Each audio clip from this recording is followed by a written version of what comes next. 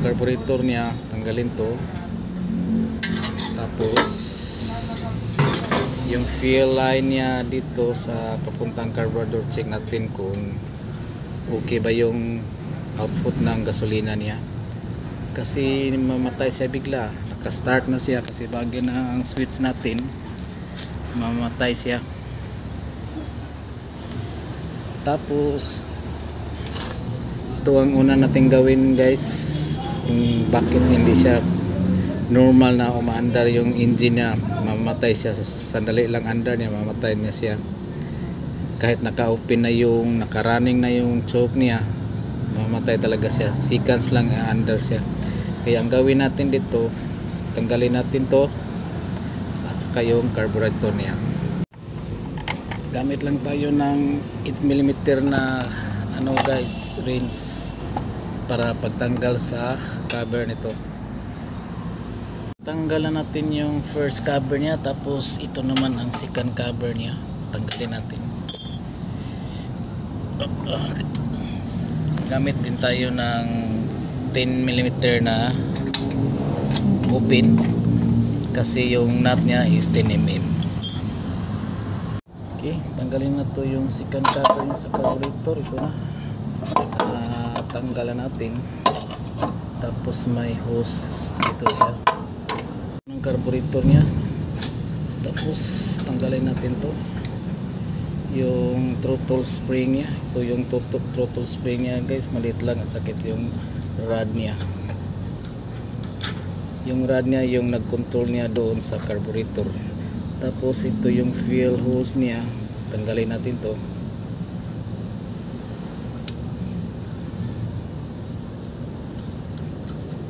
Okay,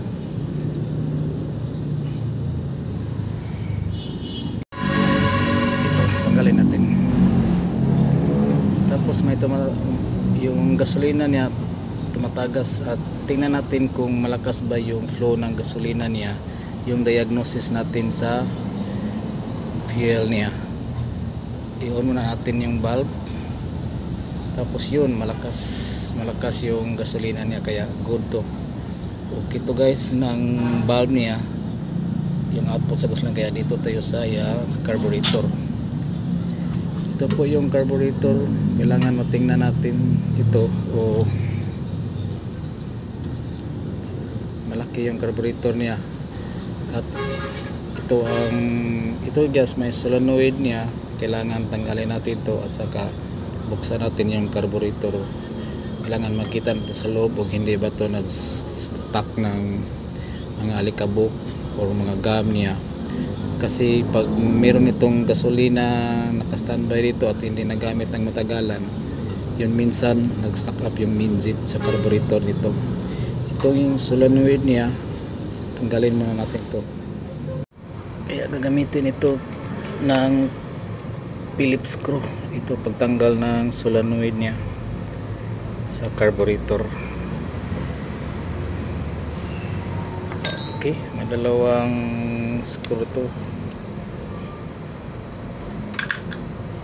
Tapos ito na yung carburetor niya, saka ito yung solenoid niya. Yung solenoid na yung ang control ng gasolina papasok sa carburetor sa intake ng engine niya.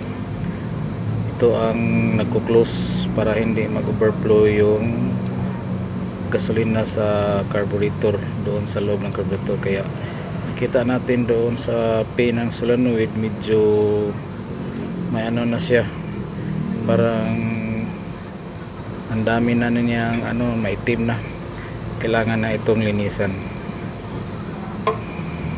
Yung carburetor niya natanggalan natin, kaya nakita natin dito na medyo may na siya.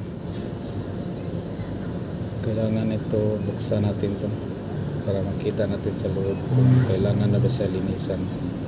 Nandito na yung carburetor, kailangan na natin yung buksan at kung malaman na natin kung ano bang may problema na ba ito sa loob o kailangan ba itong linisan na natin. Sa pagbukas po nito, gamit lang tayo ng 14mm na rinse. Ito po yung nut niya, naka 14mm po ito. Atin yung carburetor. Ito po, gagamit tayo ng 14mm.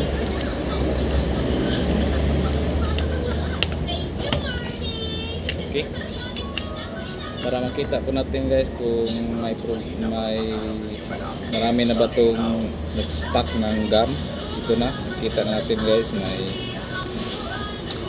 tapos ito ano na siya guys, may nabuksan na po natin yung carburetor at saka yung natanggalan natin yung bowl niya, medyo maitim na sa stock po ito ng gasolina ng matagal. Ito ang dahilan. Saka yung importante guys dito yung minjit niya, ito yung minjit niya, kailangan po natin tanggalin yan at saka linisan. Ito ang cause kung bakit nag-stuck yung gasoline at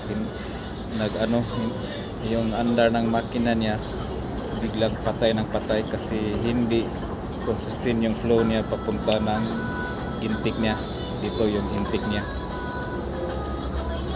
Kaya importante dito sa minjit niya guys, malinisan po ito. Yan. Isa na guys, ito po importante po to. Ito po ang dito po nakalagay yung motor solenoid ng generator nga nagkontrol niya papasok ng gasolina doon dito sa minjit niya. Tapos ito ang dami ng ano niya, melting ng gasolina.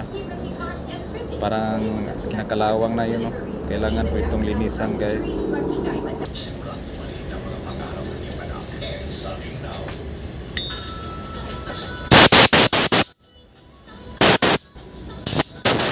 Gasket po siya guys, may maliit na o-ring.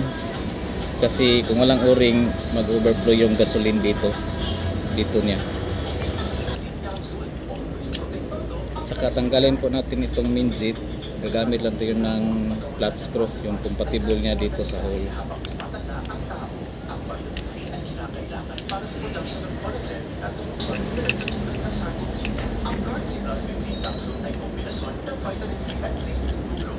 Na ano po natin yung mga parts ng carburetor, nalinisan po natin ito mga hole niya, kailangan po to wala nang naka-stock. Saka itong minjit niya wala na po naka-stock. Ano to, kinuha na to ng hangin. Saka ito sa carburetor. Ngayon i-test mo natin yung carburetor doon mismo sa fuel line niya. Tingnan natin ang flow niya sa gasolina na lumabas. Okay, i-test po natin yung flow ng gasolina galing po dito. Pero lagay natin yung fuel hose, tapos i-on po natin yung valve. Okay, doon lumabas yun. I-test natin yung float niya. Okay, nagsara yung float niya. Ito pala, good pala to. Ganyan, tapos yun, pag napuno na yung float chamber niya, doon yung float chamber niya, ito po ang function niya, magsasara yung float niya. Ito.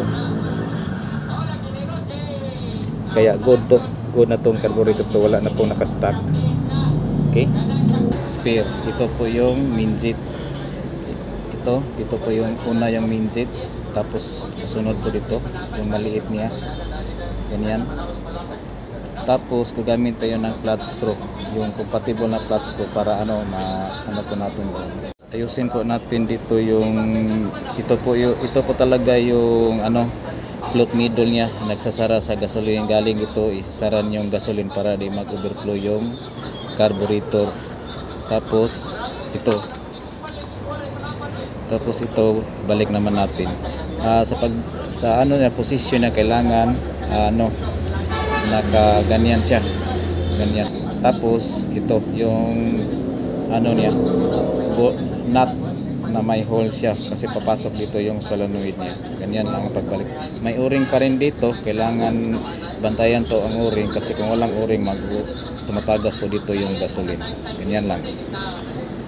Okay, balik na po natin yung nabuo na po natin, balik yung carburetor, ibalik na natin yung solenoid motor niya para masimbala na, balik na po natin dito yung carburetor. Tapos may test natin yung makina, pandarin natin ulit.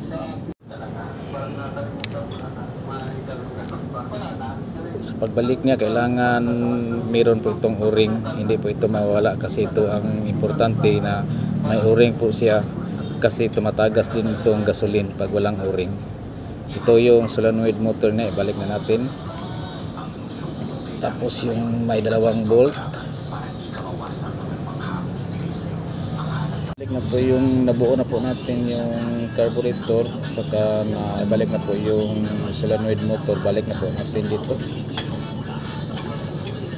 Ito po yung posisyon na. Tapos balik yung fuel hose line niya, at saka may circlip lock niya, lock. Ito yan, nabalik na yung rod throttle niya, at saka yung rod spring niya, throttle spring niya. Yung throttle spring niya yung nag-control ng RPM, yung parang minor ng engine. Ito, ibalik po na to. Nabalik na po yung first cover, tapos ito yung pangalawang cover, second cover po to. At dito po rin ilagay yung air cleaner niya, yung air cleaner niya dito, yung foam. Balik na po natin to. Tingnan natin yung buo, yung sa carburetor at saka yung cover niya. Tapos titis natin balik yung makina, paandarin natin ulit. Yung pagpaanda natin ganun pa rin, hindi po natin ibabalik muna yung buuin yung cover niya totally, at saka yung air filter, kasi itis pa natin yung makina kung okay na ba yun. Kaya una, tayo sa choke, tapos valve tayo para papasok yung gasolina sa carburetor galing sa tangke. Ngayon dito po tayo, kasi bago na yung switch starts niya. Okay, ang battery yun malakas yun, kasi naka 13 volts yun sa test natin, kaya ititis natin yung pagpaandar na. Okay, dito na tayo. Okay,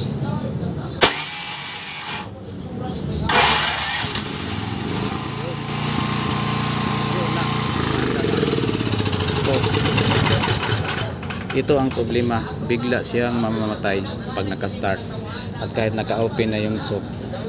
Kaya may iba itong problema, kailangan natin ma-check.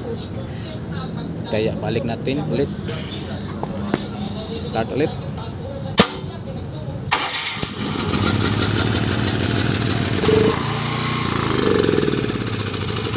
Yun, namamatay siya. Sunod natin gagawin dito, check natin yung oil, kasi pag start ng makina mamatay na siya ulit. Tapos na tayo sa carburetor, dito na tayo, kasi check natin yung oil niya kung tama ba yung oil niya, nasa tamang capacity ba. Kasi itong generator may may sensor po to dito, sensor oil niya. Pag mababa na yung oil niya, yung sensor na hindi magdi-detect, naka-close yun.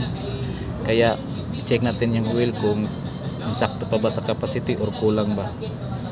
Ito, dito po. Yun, nakita natin walang oil yung makina. Kaya yun pala, na mamatay yung makina pag naka-start na, ilang seconds mamamatay yung makina.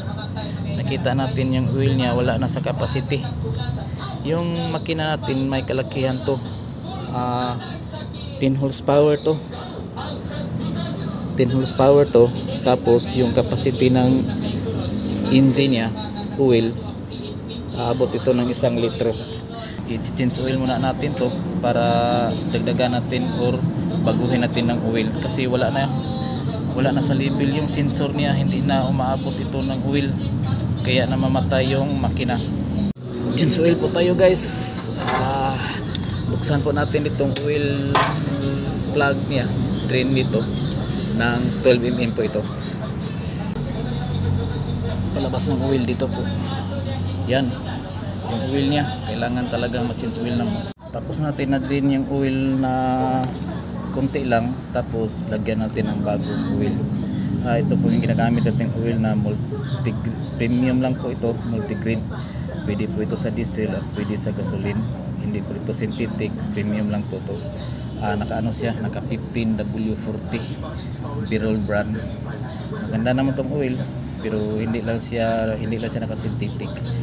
Ang capacity po nito guys, 1 litro talaga, kasi naka 10 horsepower yung makina niya. 10 HP yung capacity, 1 liter yung capacity ng oil niya. Kaya lagyan natin, lagay pa natin. Okay, ubusin tong buong 1 litro guys, kasi 1 litro pong capacity nito. Ito po yung tamang capacity ng oil niya. Maabot po dito, makita po natin yung oil niya. Yun ang importante sa generator. Kailangan dito po banda yung oil niya, makikita po talaga. Tsaka pagsukat ng dipstick, ito makita natin na tama yung capacity niyang oil niya. Ngayon susubukan na natin andarin uli yung generator kung hindi na ba siya mamatay, kasi yung sensor niya naabot na ito ng oil. Okay, balik tayo under guys, pandarin natin uli kasi okay na yung oil niya, tamang capacity na. Tapos balik tayo sa choke, start tayo uli.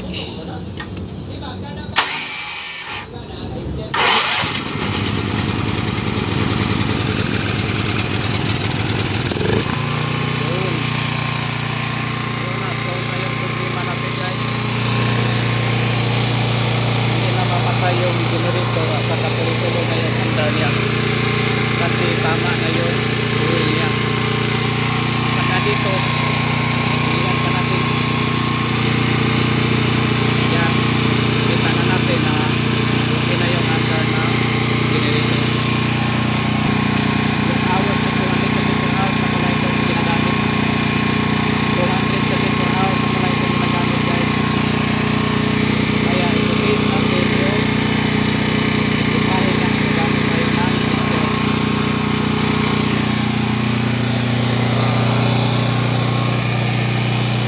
doon na yung generator, tuloy-tuloy na yung under niya kasi tama na yung oil. Yun pala ang problema niya, kulang siya ng oil.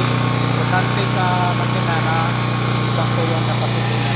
Yun pala ang dahilan kung bakit namamatay yung generator, sandali lang yung under niya kasi yung oil talaga di niya yung kulang.